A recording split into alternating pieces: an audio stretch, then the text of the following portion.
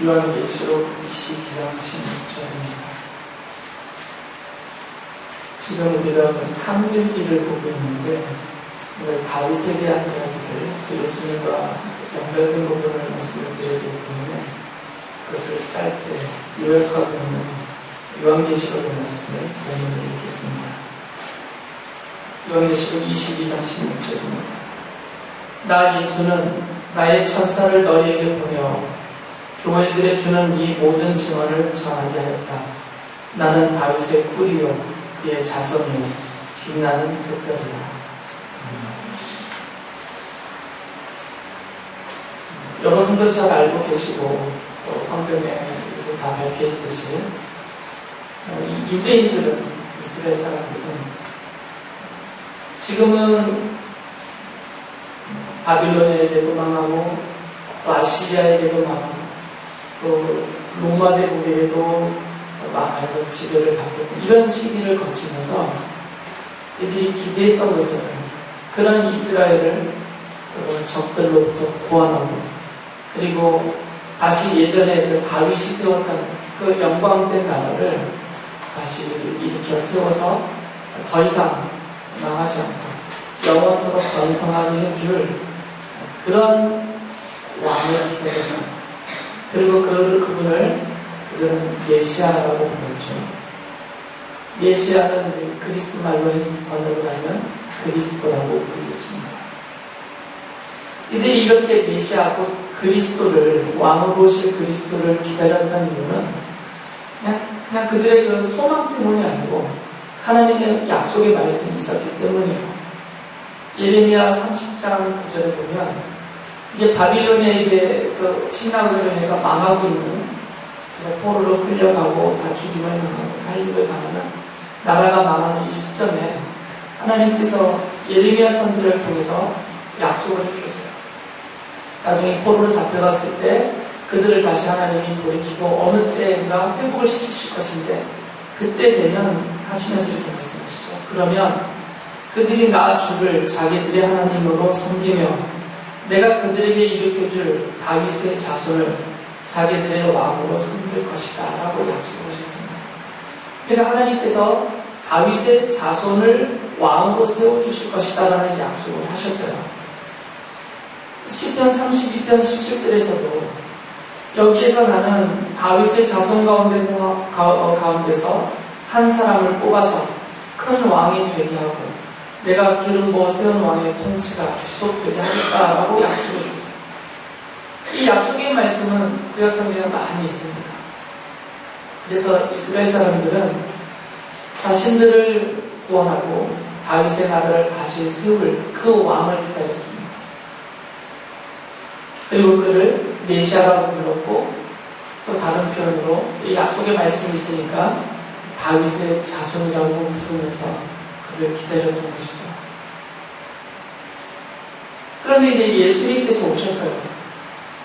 오랫동안 이들이 기다렸는데 수백 년 동안 이 하나님의 약속이 성취되기를 기다리고 있었는데 그래서 그 이스라엘 역사 중에 이 약속된 메시아로 왕으로 오셨다고 그들이 여겼던 사람들이 여러 명이 등장을 했어요. 그렇지만 그들은 다 실패를 했고 이 약속을 성취하지 못했습니다. 그런데 드디어 한 분이 나타나셨습니다. 바로 예수님이십니다. 유대인들이 예수님을 보니까 놀라울 정도였죠. 예수님께서 큰 권능과 또 능력의 말씀으로 그들 앞에서 나타나셔서 심지어는 죽은 자도 살려내십니다. 큰 풍랑을 말씀으로 잠잠케 하시고 또 빵 5조각과 물고기, 작은 물고기 2마리로 수천 명의 사람들을 먹이는 일을 하시고 이것은 당시 세계를 지배하고 있었던 로마의 황제들도 할 수 없었답니다. 거의 신격화되어 있었던 로마의 황제들도 할 수 없었던 그런 일들을 지금 예수님께서 나타나셔서 그들이 보는 눈앞에서 다 하시고 계시는 것이고요. 또 예수께서 친히 그 선포하시는 말씀의 권세가 사람들을 굴복시켰단 말이죠. 그래서 사람들이 환호를 했습니다. 드디어 그 왕이 오셨다. 메시아가 오셨다. 그 다윗의 자손이 오셨다. 이제 이 예수가 메시아로서 그리스도로서 다윗의 자손으로서 우리의 왕으로 오셔서 이제 다윗의 나라를 다시 이렇게 세우실 것이다. 우리를 지배하고 있는 로마를 물리쳐 주실 것이고 주변 나라를 다 정복하여서 예전에 다윗과 솔로몬이 이루었던 그 큰 나라를 다시 이렇게 세우실 것이다. 이분이 바로 그분 다윗의 자손이다 이렇게 환호를 했어요. 그래서 예수님께서 제자들과 함께 예루살렘으로 들어가실 때 온 성 사람들이 다 나와서 자신들의 겉옷을 벗어서 길바닥에 깔고 종려나무 가지들을 흔들며 춤추며 소리치며 막 환호를 했어요. 마태복음의 21장에 그 장면을 잘 설명하고 있는데 그때 그들이 구절을 보면 이렇게 소리칩니다. 예수님을 가리키면서 호산나 다윗의 자손께 복되시다. 주님의 이름으로 오시는 분 더없이 높은 곳에서 호산나 하면서 환호를 했어요. 그러니까 예수님을 그 하나님이 약속하셨던 다윗의 자손이라고 불렀던 거죠. 사도 바울도 예수께서 바로 그 하나님이 약속하셨던 다윗의 자손입니다 라고 말을 해요. 사도행전 13장 23절을 보면 바울이 이렇게 말하죠. 하나님은 약속하신 대로 다윗의 후손 가운데서 구주를 세워 이스라엘에게 보내셨으니 그가 곧 예수입니다 라고 말해요. 그러니까 하나님이 선지자들을 통해서 약속하셨던 그 다윗의 자손이 오셨는데 그분이 바로 우리 구주 예수 그리스도시다 라고 말하는 거죠.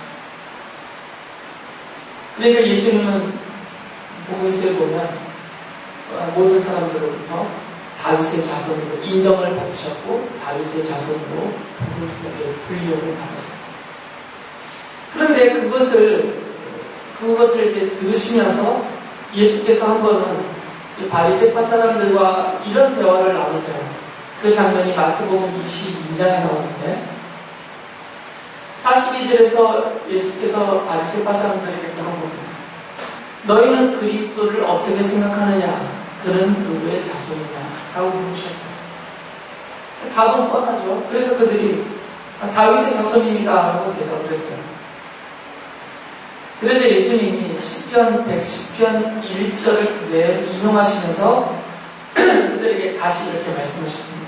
그러면 다윗이 성령의 감동을 받아서 그는 지금 다윗의 자손으로 오실 메시아를 가리킵니다.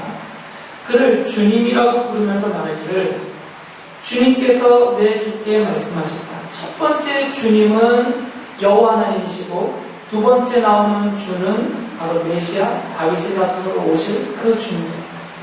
주님께서 내 주께 말씀하셨다. 내가 내 원수를 내 발 아래에 굴복시킬 때까지 너는 내 오른쪽에 앉아 있어라 하였으니 이것이 어찌된 일이냐라고 부르셨어요. 예수님의 질문은 뭐냐면 너희들이 말하는 그 메시아는 그 그리스도는 나를 다시 일으킬 그 약속된 왕은 다윗의 자손이라고 너희들이 말하고 있는데 그런데 구약 성경을 보면 오히려 다윗은 그렇게 오실 그 메시아를 가리켜서 나의 주님이라고 부르고 있다. 그러면 다윗이 그 메시아를 그리스도를 나의 주라고 높여 부르고 있는데 어떻게 그 주님이 다윗의 자손이 될 수 있느냐? 논리적으로 맞지 않다는 거죠.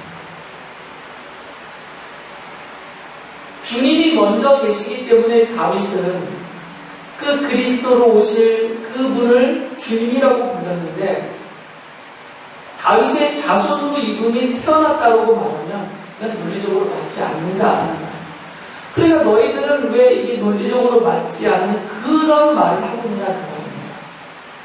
왜 하나님이 약속하신 이스라엘을 회복시키고 그 하나님의 나라를 세우고 영원히 그 나라를 다스릴 왕으로 오실 그분을 다윗은 주라고 높여 부르고 있는데 왜 너희들은 그 다윗의 자손이라고 낮추어서 부르고 있느냐라는 질문이에요. 그러니까 예수님은 지금 이중적인 말씀을 하시는 겁니다. 성경도 그렇게 이중적인 표현을 해요.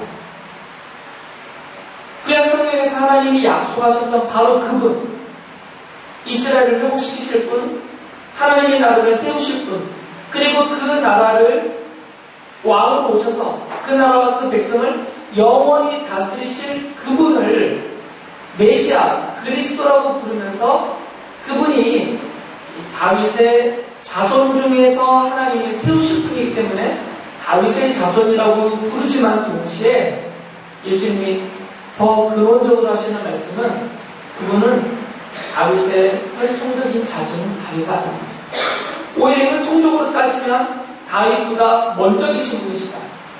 이분으로부터 다윗이 나왔기 때문에 다윗이 이분을 주님이라고 높여 부르고 있으니까 비록 너희들이 말하는 혈통적으로는 다윗의 자손으로 여김을 받지만 근원적으로 따지면 이분은 다윗보다 먼저 계신 다윗이 주님이라고 부르고 있는 바로 그분이시다라고 말하는 거죠. 그래서 이 다윗의 자손이라는 표현은 이중적입니다.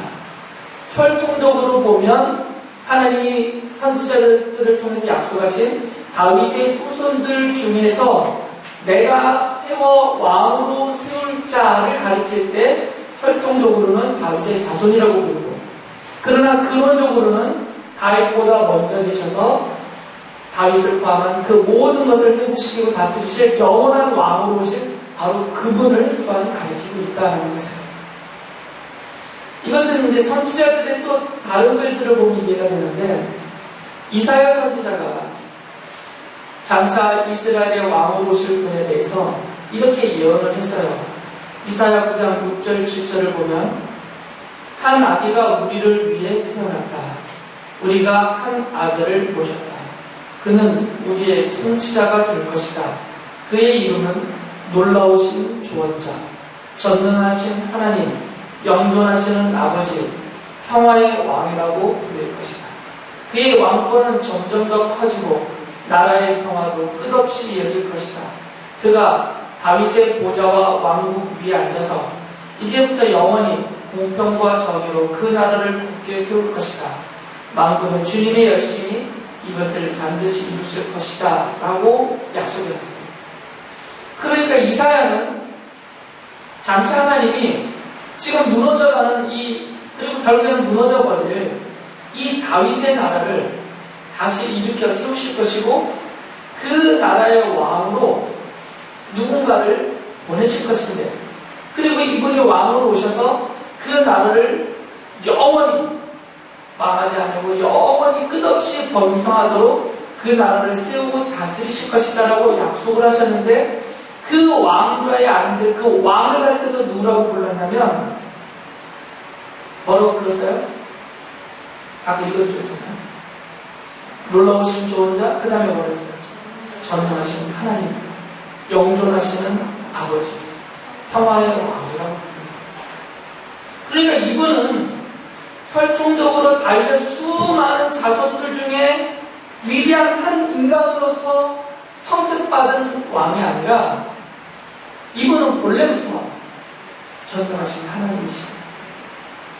바로 하나님 아버지신데, 하나님이신 이분이 왕으로 오셔서 그 나라를 세우시고 그 왕좌에 앉으셔서 영원히 그 나라를 다스릴 것이다 라고 약속을 했습니다. 그러니까 이사야 선지자는 이 왕을 단순히 혈통적인 다윗의 자손이라고 부르지 않고 바로 하나님이시면서 왕으로 오신 바로 그리스도, 그렇게 부르고 있는 거죠. 에스겔 선지자는 이스라엘이 완전히 망하고 바벨로니아에게 포로로 끌려갔을 때, 그때 하나님으로부터 환상과 계시를 받은 선지자인데, 이 에스겔 선지자가 받은 환상과 계시 중에 하나님께서 이제 이 이스라엘을 하나님의 나라로서 다시 회복시킬 것이다, 언젠가는. 그리고 그 회복시키는 그 날에 이렇게 이루어질 일들이 이것이다 라고 약속으로 보여주셨어요. 그 중에서 에스겔 선지자의 글의 그 34장 23절부터 25절에 보면 이런 말씀이 있습니다. 하나님이 지금 하시는 말씀이에요. 내가 그들 위에 목자를 세워 그들을 먹이도록 하겠다. 그 목자는 내 종 다윗이다. 그가 친히 그들을 먹이고 그들의 목자가 될 것이다. 그때에는 나 주가 그들의 하나님이 되고 내 종 다윗은 그들의 왕이 될 것이다. 나 주가 말하였다. 내 종 다윗이 그들을 다스리는 왕이 되어 그들 모두를 거느리는 한 목자가 될 것이다. 그들은 내 규례를 지키며 살고 내 율례를 지켜 실천할 것이다. 그때에는 내가 내 종 야곱에게 준 땅, 곧 그들의 조상이 살던 땅에서 그들이 살게 될 것이다. 그 땅에서 그들과 그 자자손손이 영원히 거기에서 살 것이며 내 종 다윗이 그들의 영원한 왕이 될 것이다 라고 말씀하셨습니다. 이것은 장차 어느 시점에 하나님께서 하실 일에 대해서 미리 계시로 알려주십니다. 그런데 여기 내용에 보면 하나님이 나라를 세우시고 다시 그 백성을 영원토록 그 나라 안에서 다스리시고 이끌어갈 그 하나님이 세우실 왕을 가리켜서 뭐라고 불렀냐면 다윗의 자손이라고 불렀어요? 다윗이라고 불렀어요? 아니죠. 지금 이거 보면 뭐라고 했어요? 다윗이라고 불렀어요. 다윗이 왕이 될 것이라고 불러요.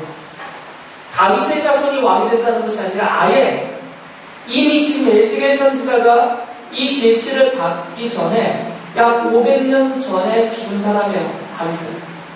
약 주전 1000년경에 이스라엘의 왕이 됐고 지금 에스겔 선지자가 이 계시를 받을 때는 주전 약 586년 또는 570년 그 사이거든요. 그러니까 약 500년 전에 이미 나라를 다스렸다 죽은 그 다윗인데 그 다윗이 지금도 아닌 장차 어느 시점에 하나님이 그 나라를 세우실 그 시점이 되면 그 다윗이 그 나라의 왕좌에 앉아서 영원히 다스릴 왕이 될 것이다 라고 말씀하세요. 다윗의 후손이라고 부르지 않습니다. 다윗의 자손이라는 표현조차도 쓰지 않으세요. 이것은 죽었던 다윗을 다시 부활시키시는 뜻은 아닙니다.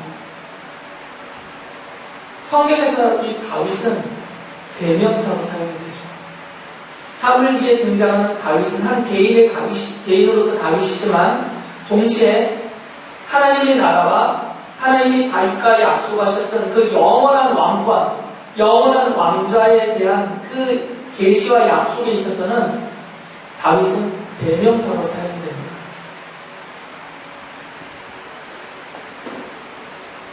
이집트의 왕을 뭐라고 불러요? 바로라고 부르죠. 그 바로가 왕이라는 말이에요. 그러니까 이집트를 다스리는 왕들의 대명사가 바로예요.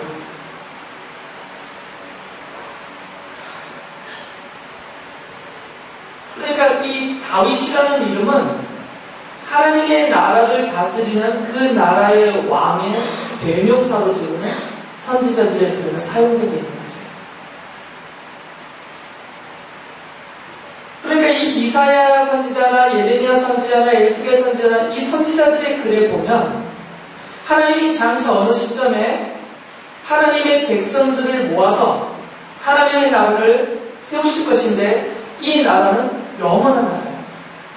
그리고 이 나라를 다스리는 그 왕좌에는 다윗의 자손이라고 불리워지는 그리고 또 다른 선지자의 글에 보면 바로 다윗이 그 자리에 앉아서 이 나라와 이 백성을 영원히 다스릴 것이다 라고 말씀을 해요. 그러니까 선지자들은 혈통적인 다윗의 피를 물려받은 다윗의 자손들 중에 어떤 사람이 이 왕좌에 앉아서 이 나라를 영원히 다스릴 것이다 라고 말하지 않고 다윗이라는 대명사를 사용하여서 이 다윗과 같은 그런 어떤 왕이 오는데 이 왕은 이사야 선지자의 글에 보면 바로 하나님이시고 하나님으로서 그 나라를 다스리는 왕으로 오시는 바로 그분이 영원히 이 다윗의 왕좌에 앉아서 그 나라를 영원히 다스릴 것이다 라고 약속을 하셨습니다. 그래서 사도 바울은 예수 그리스도를 가리키면서 로마서 1장에 보면 이 예수 그리스도는 육신으로는 다윗의 혈통으로 다윗의 후손으로 태어나셨다라고 말해요. 3절에서. 육신적으로는. 그러니까 예수님의 이 몸은 혈통적으로는 족보상 다윗의 자손이에요. 예수께서 마리아의 몸에 성령으로 잉태되실 때 그 마리아의 남편이 바로 요셉이었는데 이 요셉은 혈통적으로 그의 족보를 거슬러 올라가면 바로 다윗의 후손이에요. 그래서 족보상으로는 육신으로 오신 예수께서도 이 다윗의 자손에 속한 것이죠. 혈통적으로, 족보상으로. 그런데 바울은 뒤이어 4절에서 이렇게 말합니다. 성령으로는 죽은 사람들 가운데서 부활하심으로 나타내신 권능으로 하나님의 아들과 확정되신 분이십니다. 그는 곧 우리 주 예수 그리스도십니다. 그러니까 예수님은 혈통으로, 육신적으로는 다윗의 후손으로 오셨지만 그러나 이분은 누구시라고 하는 거죠? 하나님의 아들이라는 것입니다. 다윗의 아들이 아니라 하나님의 아들이시라는 거죠. 다윗의 아들로서의 다윗의 자손은 인간일 뿐이지만 하나님의 아들로 오신 그리스도는 바로 하나님이시다. 그 말이에요. 그래서 예수님께서 제가 아까 읽어드린 성경 말씀처럼 직접 예수님이 성경 맨 마지막이에요. 요한계시록 20장 성경 전체를 마무리하시는 그 부분인데 거기서 예수님이 직접 이렇게 말씀하십니다. 나 예수는 나의 천사를 너희에게 보내어 교회들에게 주는 이 모든 증언을 전하게 하였다. 그러시면서 나는 다윗의 뿌리요 그의 자손이요 빛나는 새뿌리다 라고 말씀을 합니다. 예수님 스스로 나는 다윗의 자손이다라고 인정하세요. 이것은 혈통적인 다윗의 자손이란 말씀이 아니라 하나님의 언약적인 다윗의 자손이라는 얘기예요. 하나님이 분명히 약속을 하시거든요. 다윗의 자손들 중에서 한 사람을 세워 왕이 되게 할 것인데 이 사람이 이 왕된 이 다윗의 자손이 영원히 그 나라를 다스릴 것이다라고 약속해 놓으셨어요. 그러니까 이 하나님의 약속, 이 언약의 성취자로서 족보상 다윗의 자손으로 출생하신 그리스도가 그 왕이 되셨다는 거죠.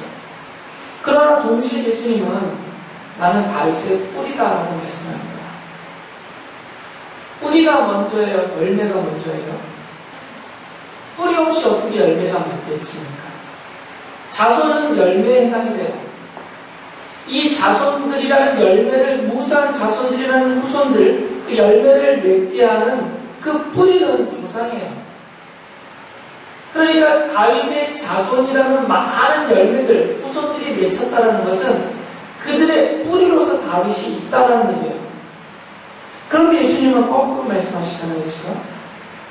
다윗이 나의 뿌리가 아니라 내가 다윗의 뿌리다. 그러니까 예수님이라는 뿌리에서 다윗이 나왔다는 거죠. 그러니까 예수님은 다윗의 후손이 될 수가 없는 거죠. 근원적으로는. 그러니까 근원적으로는 다윗보다 예수께서 먼저 계신 거죠. 그래서 시편 110편에서 다윗이 그 예수님 그리스도를 가리키면서 나의 주님이라고 불렀던 것이에요. 그분이 자신의 뿌리이기 때문에. 왜 예수께서 다윗의 뿌리시냐면 너무나 단순한 이유를 말할 수 있습니다. 예수 그리스도가 하나님의 아들로서 그분이 세상과 다윗을 창조하셨기 때문에. 사도 요한은 요한복음 1장에서 예수님을 하나님이라고 부르면서 1장 3절에서 이렇게 말씀합니다. 모든 것이 그로 말미암아 창조되었으며 그가 없이 창조된 것은 하나도 없다라고 말해요. 그러니까 예수님 없이 창조된 것은 없다. 다시 말하면 예수님께서 모든 것을 창조하셨다. 그러니까 다윗도 예수님이 창조하신 피조물에 불과한 것이죠. 그러니까 예수님이 다윗의 뿌리신 것이에요. 그리고 두 번째 이유는 앞서 말씀드렸듯이 다윗이라는 인물은 하나님의 그 영원한 왕권을 지닌 그 영원한 왕으로 오실 그분에 대한 대명사로 성경에서 사용이 됩니다. 바로 영원한 왕으로 오시는 하나님이신 예수 그리스도를 대신해서 말해주는 대명사로 다윗이 사용되게 돼서요. 그러니까 이 다윗은 장차 오실 영원한 하나님으로서 오실 영원한 왕이신 예수 그리스도에 대한 구약에 나타난 모형에 불과하단 말이죠. 그러니까 다윗은 모형이고 예수께서는 그것에 대한 실체이시기 때문에 예수님이 뿌리시고 다윗은 그 뿌리에서 나온 열매에 불과한 것입니다. 예수님은 스스로를 그래서 유대인들이 부르고 높이는 것처럼 다윗의 자손이라고 하는 호칭을 받아들이시면서 그것은 하나님의 언약의 성취이니까 동시에 근원적으로는 내가 다윗의 뿌리다라고 말씀을 하신 거죠. 그런데 유대인들은 예수께서 다윗의 뿌리라는 부분을 받아들일 수가 없습니다. 왜 그러냐면 그들이 기대하고 있었던 하나님의 언약의 성취는 혈통적인 다윗의 왕가를 이어갈 혈통적인 다윗의 후손 중에 위대한 한 왕이 나와서 예전에 다윗처럼 이 땅 위에 그들이 살고 있는 팔레스타인 땅 위에 그들을 좀 지배하고 있는 로마 제국을 물리치고 주변의 여러 나라들을 다 정복하여서 예전에 다윗 세웠던 것과 같은 그런 지상적인 세상적인 그런 다윗의 나라를 다시 세울 그 왕으로서 다윗의 자손을 기대하고 있었어요. 그런데 그들이 열렬히 환호하고 모셨던 그 예수가 예루살렘에 들어오셔서 하신 일이라는 것은 뭐냐면 그 나라에 대해서는 관심도 안 가지세요. 그 나라를 세울 생각도 안 하십니다. 로마의 군대를 쫓아내시지도 않고 그들과 대적하기 위해서 세력을 모으시지도 않고 오히려 그들을 예수를 열렬히 지지했던 그 지도자 그룹들, 지도층들을 오히려 공격을 하세요. 그들이 생각에 있었던 그런 다윗의 자손이 아니었던 것입니다. 그래서 그들은 만약에 이 예수를 그대로 다윗의 자손으로 인정을 하면 자기들이 기대하고 있었던 이 지상적인 다윗의 나라도 세워지지 않을 것입니다. 그리고 자기들이 그 나라가 회복될 때 거기서 차지하고 누리려고 했던 이들이 다 기득권층이었기 때문에 그 모든 것을 다 잃어버리게 되기 때문에 예수님을 아예 잡아서 십자가에 못 박아 죽여버린 것입니다. 백성들이 예수님을 따라가면 안 되기 때문에 예수께서 이렇게 잡히셔서 십자가에서 죽임을 당하시기 전에 이제 당시에 로마 총독이었던 빌라도에게서 신문을 받으세요. 그때 빌라도가 예수께 물어봅니다. 당신이 왕이냐? 그럴 때 예수님이 대답하세요. 그래, 내가 왕이다. 그러나 내가 비록 왕이지만 나의 나라는 이 세상에 속한 나라가 아니다라고 말씀하세요. 요한복음 18장 36절 보면 내 나라는 이 세상에 속한 것이 아니오. 나의 나라가 세상에 속한 것이라면 나의 부하들이 싸워서 나를 유대 사람들의 손에 넘어가지 않게 하였을 것이오. 그러나 사실로 내 나라는 이 세상에 속한 것이 아니오라고 말해요. 그러니까 지금 예수께서는 분명히 나는 왕이다라고 말씀하세요. 그리고 내 나라가 있다라고 말씀하세요. 그런데 내가 왕으로서 다스리는 내 나라는 이 세상에 있는 나라와 같지 않다. 이 세상에 있는 나라가 아니다라고 말씀을 하세요. 유대인들이 기대했던 나라는 이 세상에, 이 지상에 세워지는 나라입니다. 예전에 다윗이 세웠던 그 나라, 그 영광된 나라가 다시 재현되기를, 이 땅에서 재현되기를 기대했어요. 그렇게 할 그 다윗의 자손을 기다렸는데 예수님은 내가 그 다윗의 자손이고 내가 그 왕이지만 그러나 내가 세우는 나라는, 그리고 내가 다스리는 나라는 이 세상에 있지 않다라고 말했어요. 이 세상에 없다. 여러분이 이미 알고 계시듯이 예수께서 세우시는 나라는 하늘나라입니다. 그래서 복음서와 신약에서 신서들을 보면 예수님이 왕으로서 세우시고 다스리는 그 나라를 하늘나라, 그리고 하나님의 나라라고 불러요. 하나님의 나라이고 하늘나라입니다. 이 땅에 있는 나라가 아니라는 거죠. 그리고 예수께서 예수님께서 그 나라의 백성으로 삼는 그런 사람들도 이 세상에 속하지 않았다라고 말해요. 이 세상에 세워진 나라의 백성들은 다 이 세상에 속합니다. 대한민국이라는 나라의 백성들은 한반도라는 그 땅에 다 속하여 있어요. 중국이라는 나라의 백성들은 이 중국이라는 대륙에서 살고 이 대륙 안에 속하여 있단 말이죠. 그런데 예수께서 왕으로서 다스리는 그 하나님의 나라에 속한 그 나라의 백성들은 이 땅에 속하지 않는다라고 예수님이 말씀하세요. 요한복음 17장 16절에 보면 내가 세상에 속하지 않을 것과 같이 그들도 세상에 속하지 않았습니다. 라고 말합니다. 그러나 예수님이 이 세상에 속한 세상적인 왕이 아니란 말이에요. 그렇기 때문에 그 왕의 통치를 받는, 그 돌보심과 인도하심과 다스림을 받는 그 나라의 백성들도 왕이 이 세상에 속하지 않고 그 나라가 이 세상에 속한 것이 아니기 때문에 그 나라의 백성들도 이 세상에 속하였지 않다라고 말하는 것입니다. 그래서 성경은 예수께서 왕으로서 다스리는 그 다스림을 받는 그 나라의 백성들을 하늘에 속한 자다라고 부릅니다. 그래서 그들은 백성되는 조건 자체가 다른 것이에요. 이 세상에 세워져 있는 나라의 백성들이 되는 것은 출생적입니다. 어느 나라에서 출생하느냐에 따라서 그 나라의 백성이 돼요. 한국 사람들도 미국에 가서 출생하면 미국 사람이 돼요. 미국이라는 나라의 백성이 되는 거죠. 자연적으로 시민권을 나옵니다.